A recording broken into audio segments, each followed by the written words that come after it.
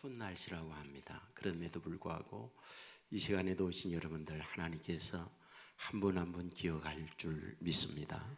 특별히 참여한 여러분들 위해 오늘 여러분에게 주시고자 하는 하나님의 은혜, 하나님의 놀라운 축복 모두에게 넘치는 복된 시간 되기를 주의 이름으로 축원합니다.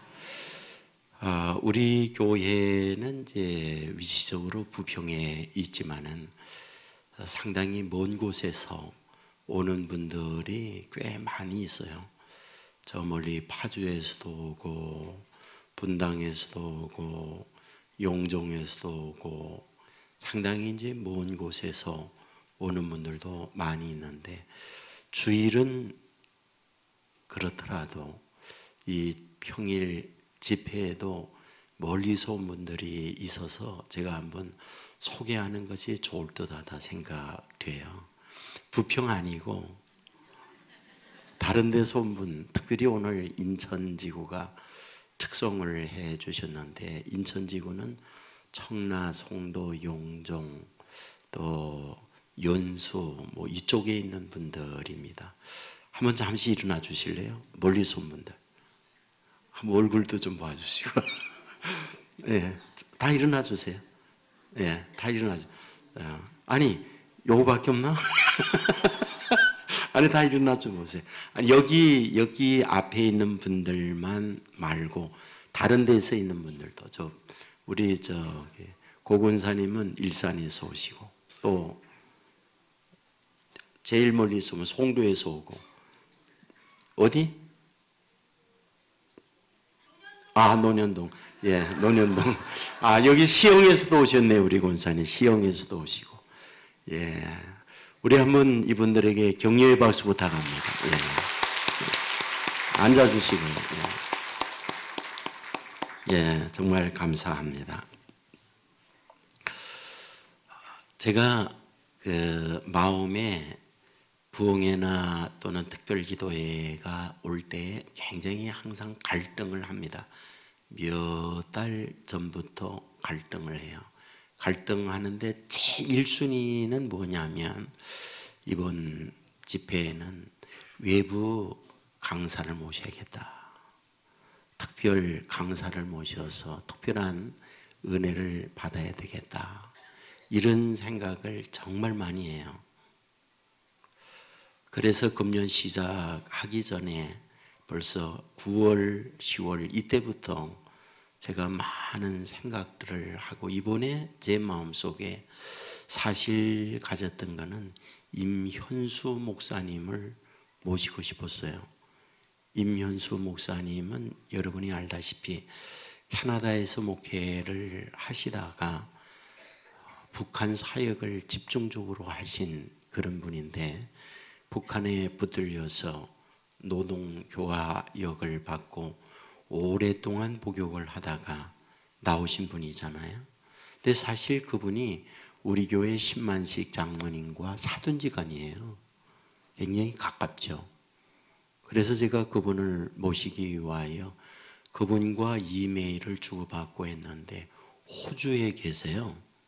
그래서 부득이 그분을 모시질 못하고 다음 기회에 이분을 꼭 모셔서 북한의 참상 그리고 복음을 위해서 살아오셨던 그분의 간증적 고백을 들으면 우리에게 큰 은혜가 되겠다. 이런 생각을 하게 됐고 또 부득이 김용택 목사를 강사로 모시게 됐어요.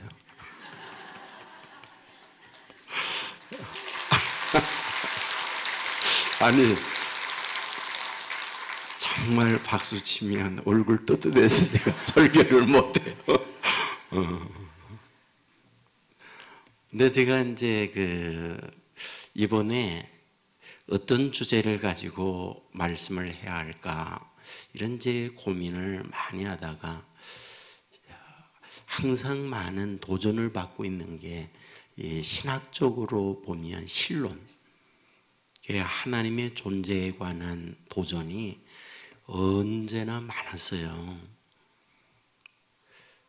여러분에게 부흥의 첫날 말씀을 드렸지만은 기독교가 많은 공격을 받잖아요. 여러 가지 이유가 있지만은 근본적 공격의 이유는 이제 신론의 문제거든요. 과연 하나님이 존재하는가?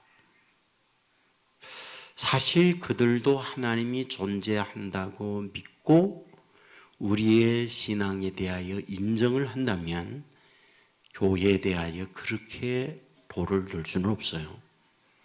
그러니까 하나님도 없는데 하나님을 만들어서 저들이 거짓 신앙을 갖고 있다고 하는 이유로 그들은 우리를 공격을 하는 거거든요.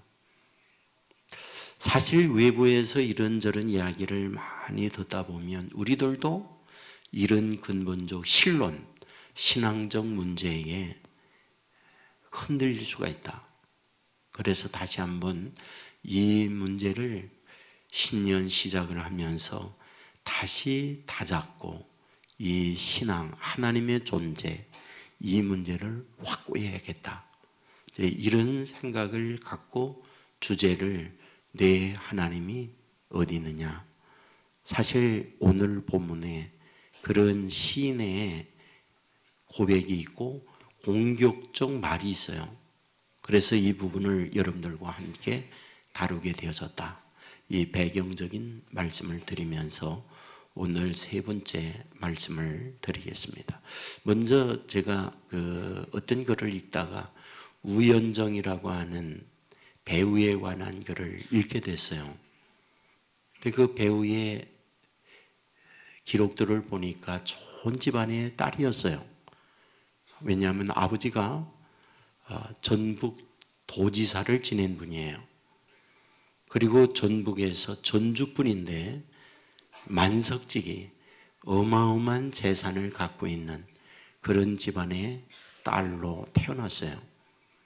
그러니까 어릴 때부터 귀염둥이로 성장을 하면서 당시 아무나 할 수 없는 발레, 무용을 어릴 때부터 했어요. 돈 있고 괜찮은 집안이니까 그 딸에 대한 뒷받침을 부모가 해준 거죠. 숭룡여제 무용가를 갔어요. 대학 3학년 때 영화 감독에게 눈이 띄어서 영화를 찍게 됐어요. 30 전까지 무려 100여 편의 영화를 찍었어요. 그게 상당히 인기 있는 배우였던 거죠. 근데 어느 날이었어요. 다리가 좀 이상했거든요. 괜찮았어요. 그냥 진단을 받아봐야겠다. 병원에 갔더니 골수암이래요. 그래서 1차, 3차까지 수술을 받는데 다리 하나를 절단을 하게 됩니다. 근데 그때 3차 수술 바로 전에 자기를 그렇게 좋아했던 남자가 있었대요. 대학에서 소개를 받았던 남자. 근데 그 남자가 3차 수술은 다시 살아날 가능성이 0.01%도 안 되는 죽음 임박한 상황에 놓여 있는 그에게 프로포즈를 했답니다. 죽기 전에 나와 결혼해달라. 바로 수술 전날 아주 단촐하게 결혼을 했대요.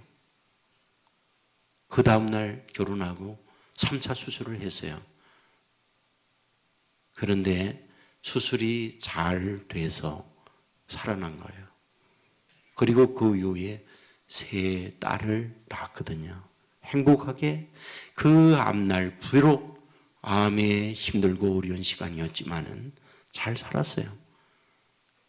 그런데 세월이 가면서 사랑도 식어지고 남자가 바람이 났어요. 결국은 그 외도를 이기질 못하고 이혼을 하게 됩니다. 그리고 그 이후의 삶이라는 것은 힘들죠. 경제적 어려움도 있고 그러면서 그 기록을 보니까 인천에 살더라고요. 저 남구에. 혹시 아세요? 아니 왜냐하면 치킨집을 하더라고요. 치킨집.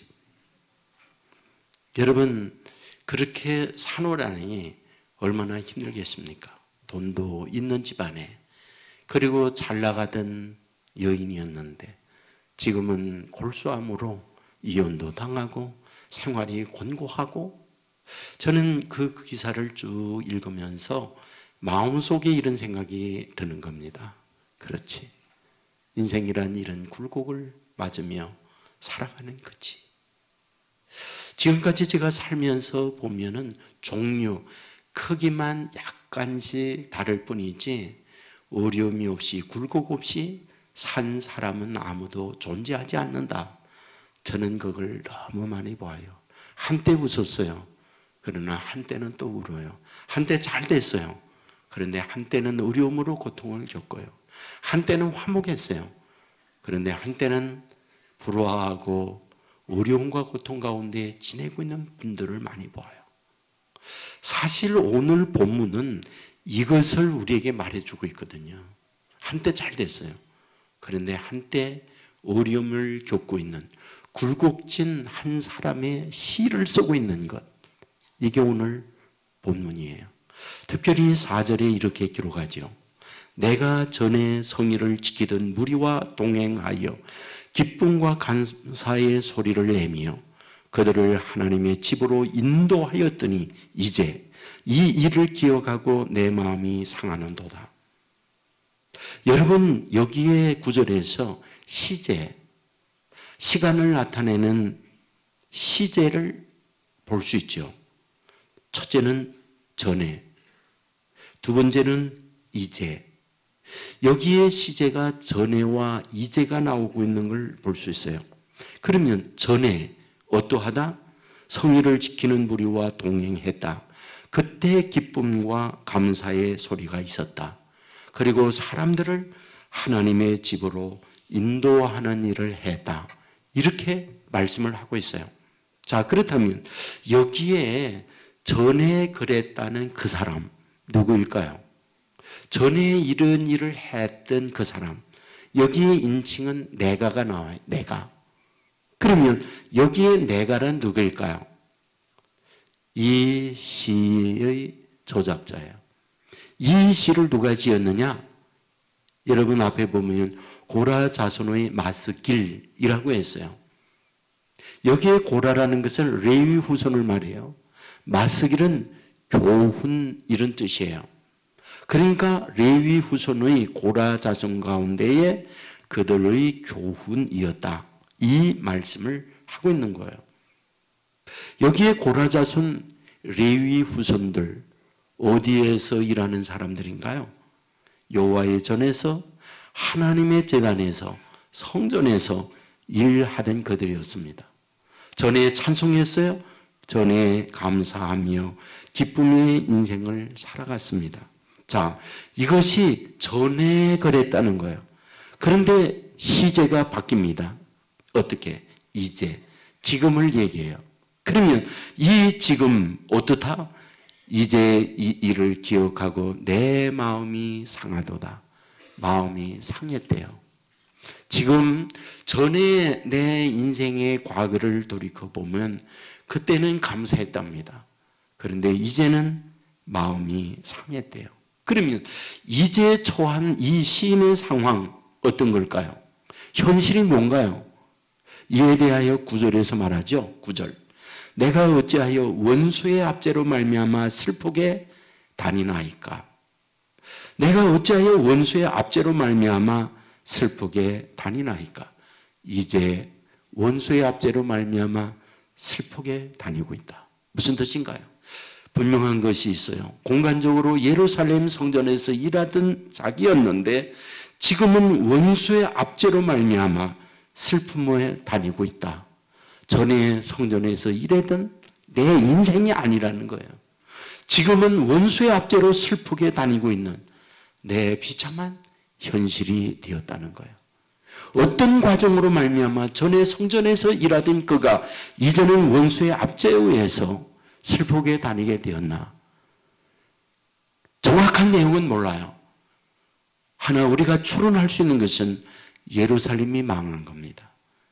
그리하여 그곳에 있던 많은 사람들이 붙들려 갔어요. 그리고 매질과 사랑하는 가족과의 생이별과 그리고 가지고 있던 모든 가산을 다 잃은 오늘의 비참한 눈물과 고통 가운데 살고 있어요. 더 비수를 꽂는 힘든 게 뭔지 아십니까? 3절이에요. 사람들이 종일 내게 하는 말이 내 하나님이 어디 있느냐 하니 내 눈물이 주야로 내 음식이 되었도다. 종일 사람들이 말해요. 내 하나님이 어디 있느냐? 내 하나님이 어디 있느냐? 그 말을 들을 때 눈물이 종일토록 흐르고 그 눈물이 내 음식이 되었다고 이야기를 합니다. 그리고 6절에 보면 내 하나님이여 내 영혼이 내 속에서 낙심이 되므로 낙심이 됐어요. 희망이 무너져 내렸고 절망에 처하여 있다고 얘기해요. 10절에 보면 내 뼈를 찌르는 칼같이 내 대적이 나를 비방하며 늘 내게 말하기를 내 하나님이 어디 있느냐 하는도다. 비통하게 자기를 찔러요. 내 하나님이 있다면 내 꼴이 이 정도 되겠느냐? 내가 믿는 하나님이 복 있는 하나님이라며 내가 믿는 하나님이 잘되게 하는 하나님이라며 그런데 너의 현실은 뭐야? 너는 망했잖아. 되는 게 없잖아. 그리고도 하나님이 있다고 말할 수 있어? 라고 비수를 꽂는 말을 함으로 종일 자기는 그 말을 들으며 눈물이 흘러내렸고 그 눈물은 내 음식이 되었도다 이렇게 말해요. 제가 어릴 때였거든요. 저희 어머니가 굉장히 슬픔으로 저에게 얘기해요. 저희 어머님이 일찍이 열심히 신앙생활을 했기 때문에 저희 아버님도 건성건성 교회에 출석하거나 안 다니거나 그랬어요. 그러다가 어느 시기에 열심을 갖게 됐는데 저희 큰 집은 믿지 않았어요. 교회를 다니지 않는 거죠. 자, 그런데 그 시골에서는 농사할 때에 품앗이라는 걸 해요. 그러니까 큰 일을 할 때 함께 모여서 모내기도 하고 나중에 추수할 때 함께 품앗이 하면서 추수를 합니다. 큰 집에 벼 추수하는 때였다고 그래요. 벼 베기 하는 그때 우리 아버지 어머님도 가서 일을 하는데 그 점심과 아침 그 사이에 참이라는 거, 갯둘이라는 게 있어요. 그 중간에 거기에 참을 먹는 거죠. 그런데 그 참을 먹는 그때 그 자리에서 저희 아버님과 어머님이 큰아버지에게 전도를 했답니다. 형님도 교회를 다니셔야 됩니다. 믿으셔야 됩니다. 그러더니 버럭 화를 내면서 그래 너희 예수 믿어서 잘된 게 뭐냐? 내가 알기로는 없는 집에 11조도 꼭꼭 낸다면서 그래 돈 내가지고 너희가 경제적으로 한 게 뭐냐? 사실 경제적으로는 큰 집이 훨씬 잘 살거든요. 그러니까 둘째인 우리 가정을 향하여 예수 믿는 그것을 비난하면서 하나님을 믿고 하나님 안에서 사는 너희가 우리보다 잘된 게 뭐냐?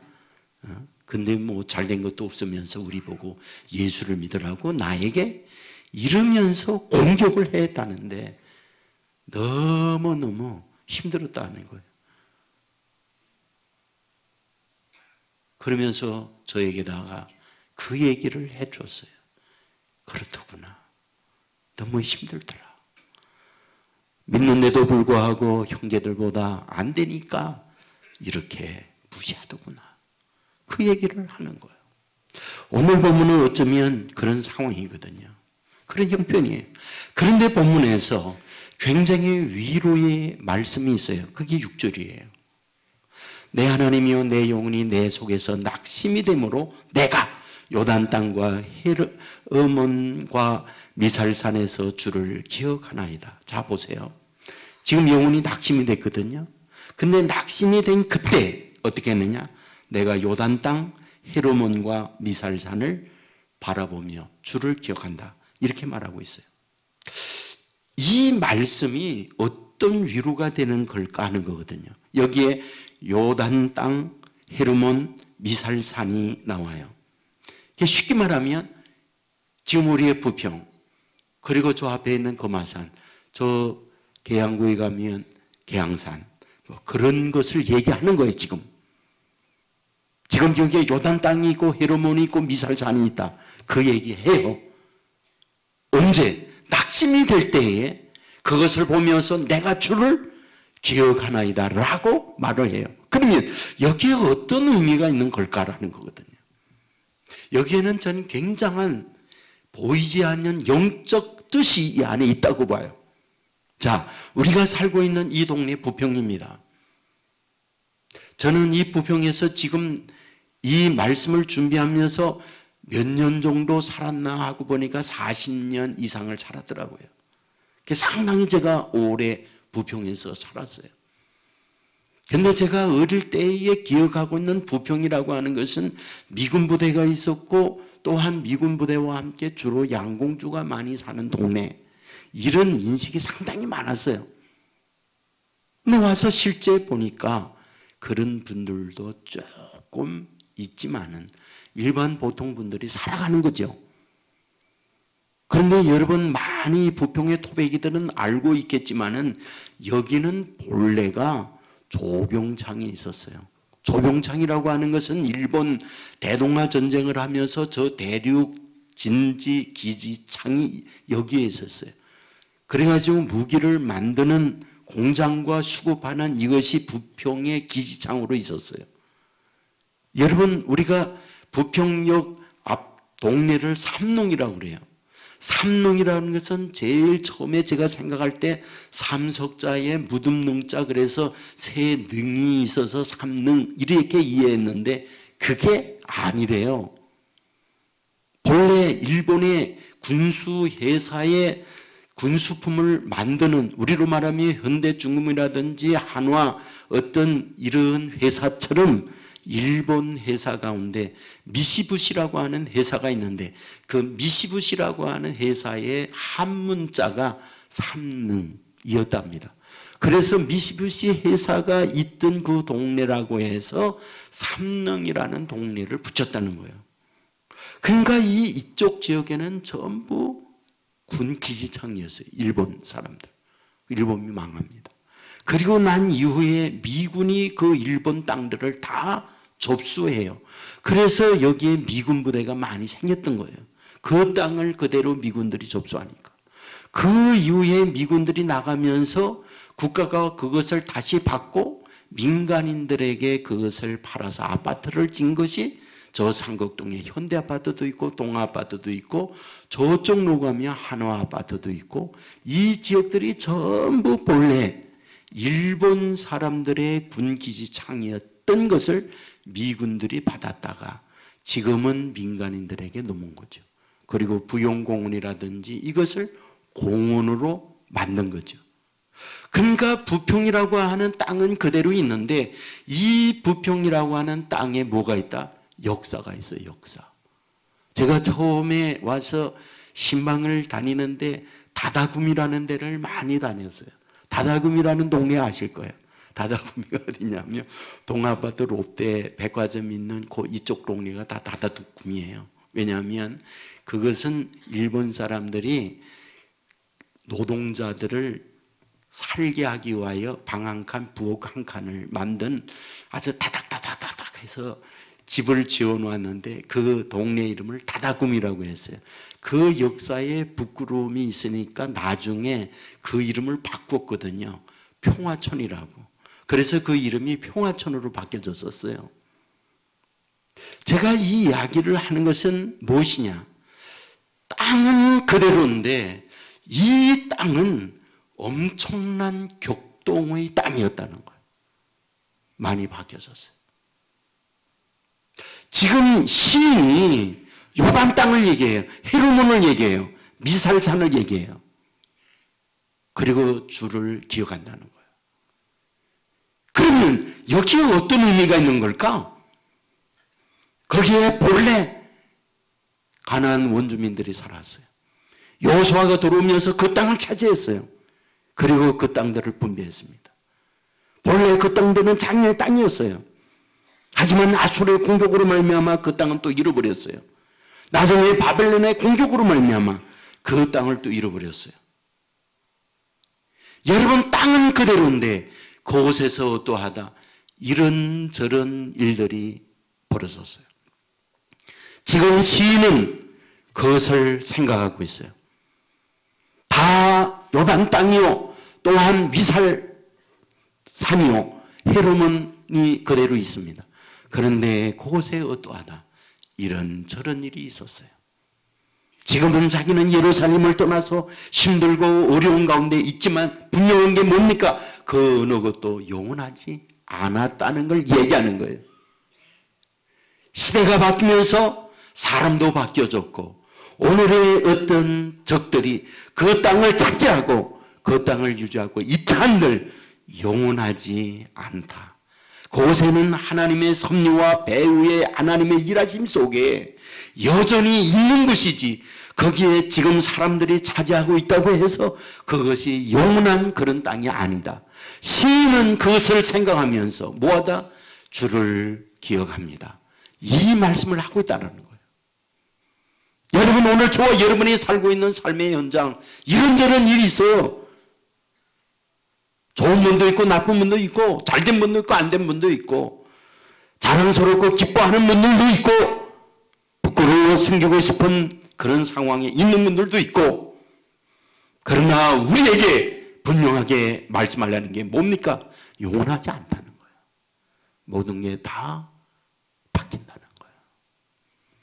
저는 어릴 때에 친구들과 크면서 많은 것들을 보았어요. 우리는 어릴 때 그런 얘기 하잖아요. 대상 싶은 나무는 떡잎부터 안다. 떡잎부터 다르다고요. 전혀 그렇지 않아요. 떡잎 누란데 큰 거목된 친구들도 있어요. 떡잎 파랬는데 누렇게 뜬 아이들도 있어요. 그 말 안 맞아요. 여러분 어릴 때에 기억나는 게 있어요. 여러분 초등학교에 의무 교육이어서 돈 안 내고 다니잖아요. 그런데 정말 돈 안 냅니까? 기성예비 내야지. 학교 운영비 내야지. 기성예비와 학교 운영비 많이 나는 건 아니에요. 조금 냅니다. 그런데 그 조금도 못 내서 복도에 서 있던 애들이 얼마나 많았어요. 나머지 청소해야 되는 아이들이 얼마나 많았어요. 그때 무슨 인권이 있습니까? 돈 없으면 개업심을 당하고 무시를 당하면서 어린 나이에 그렇게 컸던 우리의 친구들도 많이 있었어요. 저는 그것이 모두 끝인 줄 알았어요. 그러나 아니더라고요. 순서가 뒤바뀌기도 하고 전혀 다른 모습으로 바뀌어지는 것을 보게 됐어요. 여러분 여기에서 요단 땅 헤르몬 미살산을 보고 주를 기억하나이다. 무슨 얘기입니까? 땅은 그대로이지만 여전히 하나님의 섭리 교육 속에서 이래저래 바뀌고 있다고 하는 것을 말하고 있다는 거예요. 그러므로 하나님의 백성된 저와 여러분이요. 오늘 저와 여러분이 처해 있는 환경이 어떠하든 그것에서 낙심하고 절망함이 아니라 배후에 하나님의 일하심, 섭리하심 따라 움직이고 있다고 하는 것, 바뀔 수 있다고 하는 것, 이 사실을 믿으시기를 주의 이름으로 축원합니다. 여러분 이럴 때 부탁하는 게 있어요. 부탁하는 게 5절에 보면 너는 여호와께 소망을 두라. 그가 나타나 도우심으로 말미암아 내가 여전히 찬송하리로다. 무슨 얘기입니까? 이 말씀을 가만히 이렇게 보잖아요. 보면 뭘 느끼느냐 하면 하나님께 소망을 두라. 그리고 나서 그가 나타나 도우심으로 말미암아 내가 여전히 찬송하리로다 라고 할 때 지금 이 시를 쓰고 있는 이때에 정말 하나님이 나타나서 자기를 도와주고 있기 때문에 이 말을 쓰고 있나? 사실은 그렇잖아요. 하나님이 나타나서 나에게 도움을 주니까 하나님께 소망을 두고 하나님께 찬양하라. 그 말은 아니에요. 병들었는데 치유가 되고 억압을 받고 있는데 자유를 입었고 대적을 물리침으로 말미암아 승리의 깃발을 들고 있고 안 된 것들이 되어지고 고통과 어려움들이 사라지고 환경의 변화 속에 축복을 누리고 있고 그러므로 말미암아 하나님을 바라보라. 이 말씀을 하고 있는 건 아니에요. 왜냐하면 우리가 이미 보았지만 좋은 일, 조롱하는 사람들이 그대로 있었거든요. 압제하면서 뼈에 살을 찌르는 이들이 그대로 있었거든요. 그런데 그런 가운데 시인은 말하기를 그가 분명히 나타나니 도움을 바라보며 오히려 하나님께 찬양해라. 이 말씀을 하고 있다는 거예요. 무엇일까요? 믿음을 잃지 말라는 거예요. 믿음을 잃지 마라. 여러분 1절에 보면 하나님이여 사슴이 시냇물을 찾기에 갈급함같이 내 영혼이 주를 찾기에 갈급하니이다. 하나님을 갈망하는 믿음의 고백을 하고 있습니다. 2절에 보면 내 영혼이 하나님 곧 살아계시는 하나님을 갈망하나니 내가 어느 때에 나가서 하나님의 얼굴을 배울까? 여기에 하나님을 이야기할 때 살아계신 하나님을 내가 갈망합니다. 살아계신 하나님을 갈망합니다. 살아계신 하나님을 갈망합니다. 이에 대한 믿음을 갖고 하나님 앞에 고백하고 있는 것을 발견하게 됩니다. 여러분, 하나님의 백성된 저와 여러분 여기에서 보여주는 게 뭔지 아십니까? 이것도 저것도 해보기도 하고 바라보기도 하지만 결국 하나님 외에 길이 없고 하나님만이 살아계시고 모든 걸 다스리고 주장하는 분임을 믿습니다. 이 고백이라고 하는 것 믿으시기를 주님의 이름으로 축원합니다. 가수 가운데 혜연이라는 분이 있잖아요. 당신은 모르실 거야. 당신은 모르실 거야. 이렇게 불렀던 거 있잖아요. 우리 어릴 때에는 그 노래가 유행해가지고 참 많이 불렀거든요. 근데 이분이 불러서 히트를 친 곡이에요. 5살 때부터 아버지가 노래를 부르라고 해서 가수 생활을 했답니다. 그러니까 이분이 부른 노래가 히트를 치니까 거의 돈방석에 들어앉은 그런 분이었죠. 결혼했어요. 그런데 남편이 사업을 한다고 하다가 30억 부채를 지고 망했어요. 이분 간증에 의하면 30억은 그때의 30억은 지금의 300억 정도가 되는 그런 돈이었답니다. 그 돈을 갚았는데 이분이 또 이혼을 하고 가버렸어요.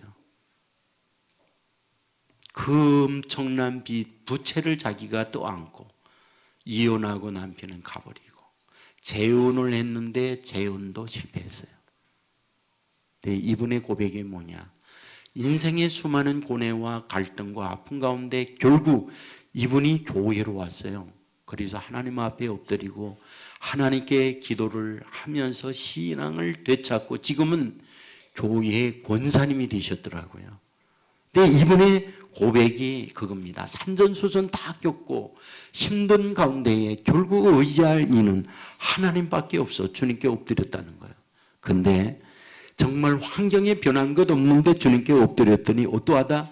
만져주고 위로해주고 자기 마음을 안아주고 세상에 그 누구도 자기의 심정을 이해하는 분이 없는데 하나님만이 자기를 받아주고 이해하더라는 고백이에요. 여러분 이것이 오늘 본문의 시인과 같은 고백이에요. 달라진 거 없어요. 그런데 하나님 앞에 기대를 걸고 의지하고 주를 앙망하나이다 고백을 하고 있어요. 그런데 주를 구체적으로 앙망하는 표현이 뭘까요? 주님을 앙망합니다. 주님을 바라봅니다. 그러면 구체적인 게 뭘까요? 8절에 나와요. 낮에는 여호와께서 그의 인자하심을 베푸시고 밤에는 그의 찬송이 내게 있어 생명의 하나님께 기도하리로다. 여기에 보세요. 낮에는 여호와께서 그의 인자하심을 베푸시고 밤에는 그의 찬송이 내게 있어 생명의 하나님께 기도하리로다. 어떤 뜻이에요? 낮에도 하나님을 바라보고 밤에도 하나님을 바라보고 기도하는 삶이었다. 이 고백을 하고 있는 거예요. 그러니까 주를 앙모한다 하는 표현이 뭐냐? 오늘 시인은 기도 생활이었다는 거예요. 기도 생활. 여러분 기도라고 하는 것이 정한 시간에 우리의 입을 열어서 하나님 앞에 아뢰는 그 기도 있어요. 그런데 바울이 에베소에 보면 기도할 때에 어떤 기도를 우리에게 부탁하느냐? 성령 안에서 무시로 기도하라. 이런 부탁을 해요. 성령 안에서 무시로 기도하라. 여러분, 성령 안에서 무시로 하는 기도가 뭘까요? 그것은요, 늘 마음에 기도하는 마음, 주님을 생각하는 마음, 이거를 뜻하는 거거든요. 길을 가더라도, 운전을 하더라도, 누구를 만나더라도, 무슨 일을 하더라도 하나님, 누구를 만납니다. 어떤 일을 해야 합니다. 이런 심정으로 살아가는 이것이 성령 안에서 무시로 기도하는 삶이라는 거예요. 그게 곧 뭐냐? 여호와 하나님을 앙망하고 주를 바라보는 삶이라는 거예요. 여호와께 소망을 두라. 소망을 두는 삶이란 바로 그런 거라는 거예요. 놀라운 게 뭡니까? 늘 말씀하잖아요. 하나님은 중심을 보신다고. 저와 여러분 안에 평소 갖고 있는 그 마음의 생각을 우리 하나님이 헤아리셨어요. 여러분, 저와 여러분이 마음속에 이런 주님을 헤아리는 마음을 갖고 살면 성경은요, 분명히 저와 여러분의 사정을 알고 아버지 하나님의 도움의 눈에 반드시 허락해 주신다는 것 믿으시기를 주의 이름으로 축원합니다. 이것이 하나님께서 저와 여러분을 향하여 갖고 있는 하나님의 마음이에요. 우리 한나 잘 알고 있죠? 결혼했어요. 남편이 엘가나입니다. 엘가나가 두 여자가 있어요. 자기 말고 또 다른 여자가 있어요. 브닌나입니다.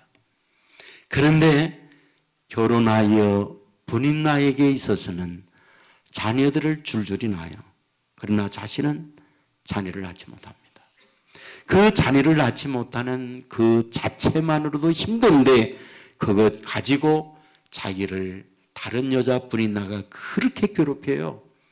사무엘상 1장 6절에 보면 여호와께서 그에게 임신하지 못하게 하심으로 그의 족수인 브닌나가 그를 심히 격분하게 하여 괴롭게 하더라. 족수, 자기의 라이벌, 자기의 공격자 브닌나가 격분을 해요. 그리고 괴롭혀요. 그런데 단순한 격분이 아니라 심히 매같은 곱으로 가장 고통스럽게 갈구는 거예요. 무시하는 거예요. 짓밟는 거예요. 그것도 하루가 아니라 날마다 반복적 이런 삶을 사는 거예요. 어떻게 삽니까?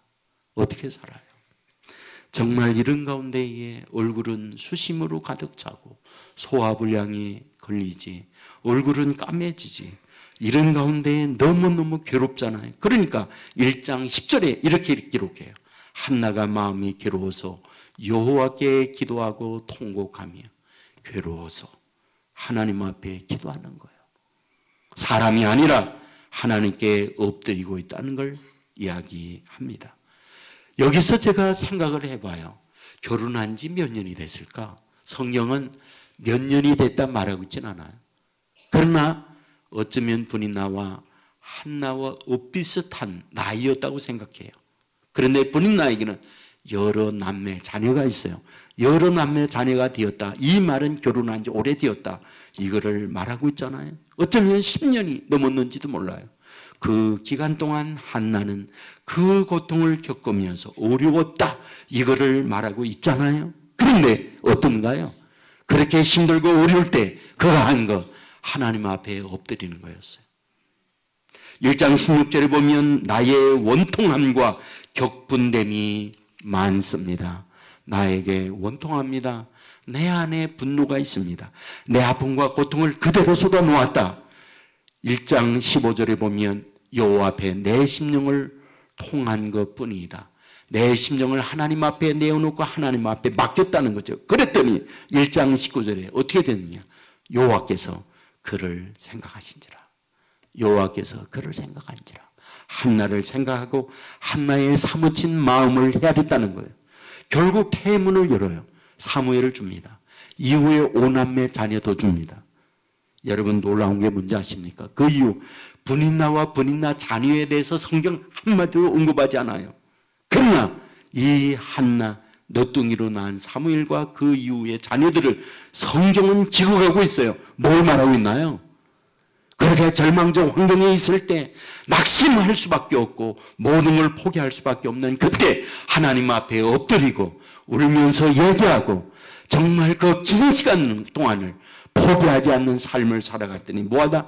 하나님은 그 간구를 들어주셨다. 그리고 하나님께서 뭐하다? 응답해 주셨다. 이걸 말씀해 주고 있잖아요. 여러분, 저와 여러분이 살면서 정말 캄캄할 때 있습니다. 전에 잘 됐어요. 그러나 오늘의 고통과 어려움이 있어요. 사람들은 말합니다. 내 하나님이 어디 있느냐? 비아냥거리고 조롱할 때 있어요. 여러분, 이때 우리는 무너져 내립니다. 절망하잖아요. 그런데 오늘 본문을 통해서 우리에게 뭘 말해주려고 합니까? 그래도 소망을 하나님께 두어라. 그래도 하나님 앞에 엎드려라. 너 저 산들을 보아. 미살산과 요단 땅을 보아. 헤르몬을 보아. 어땠니? 한때는 대적들이 잡았고 한때는 하나님께서 저 땅을 너희들에게 주었잖니? 지금 이로써 그렇다고 영원하게 이른 게 아니야. 반드시 저 땅을 바로 너의 조상들에게 준 것처럼 회복되는 그런 날이 있어. 그러면서 소망을 하나님께 두라고 본문은 말씀하고 있는 것을 보게 됩니다. 사랑하는 여러분, 저와 여러분이 인생 사는 과정 속에 힘들고 어려운 일 많이 있어요. 없을 수 없습니다. 그런데 우리로 하여금 그때 나 자신이 세상 사람들이 말하는 걸 동의할 때 있어요. 내 하나님이 어디 있느냐? 말씀했잖아요. 저희 아버지 어머니에게 큰아버지가 너희 예수 믿어서 잘된 게 뭐였어? 11조 난다며. 11조 내서 너희들에게 잘된 게 뭐 있어? 가난한 주제에 헌금까지 드려? 우리는 그러지 않아도 병 없고 잘 살고 있어. 이렇게 공격을 할 때 할 말이 없어요. 그 말 맞으니까. 그 말 맞았거든요. 그 할 말이 없어요. 오늘 우리도 그럴 수 있어요. 우리 믿는 하나님의 자녀들이 세상으로부터 비난 공격을 받을 때 할 말이 없어요. 그 말이 맞으니까. 울을 때 눈물이 나죠. 이럴 때 우리가 무너져 내리죠. 그런데 오늘 시인은 여기서 얘기를 하는 거예요. 뭐라고? 그래도 하나님께 소망을 두라고. 그래도 하나님을 붙들라고. 여러분, 오늘 시인은 얘기했어요. 요단 땅을 봐라. 그리고 헤르몬과 미살산을 봐라. 나는 저 산을 볼 때 여호와께 희망이 있다고 생각한다. 그 고백을 해요. 한때는 대적들이, 그러나 한때는 또다시 바꾸어주는 하나님의 섭리가 그 안에 있다고 하는 것을 시인은 바라보면서 그 얘기를 하고 있어요. 여러분, 오늘 우리가 주어져 있는 현실들이 영원하지 않다는 사실 믿으시기를 주의 이름으로 축원합니다. 주어져 있는 삶이 종착점이 아니라는 사실 믿으시기를 주의 이름으로 축원합니다. 반드시 과정이고 그 과정을 딛고 또 다른 세계로 나아가고자 하는 하나님의 놀라운 계획을 갖고 저와 여러분을 금년 기다리고 있다는 사실을 바라보면서 오늘 출발하는 저와 여러분, 오늘 저와 여러분을 향하여 세우는 놀라운 하나님의 세계에 참여하여 그 세계로 앞을 향하여 전진해가는 저와 여러분의 삶이 되기를 주의 이름으로 축원합니다. 그를 위하여 기도하는 삶, 높이지 아니하고 기도에 응답하시는 은혜를 받는 저와 여러분의 삶이 되기를 주의 이름으로 축원합니다. 모두 자리에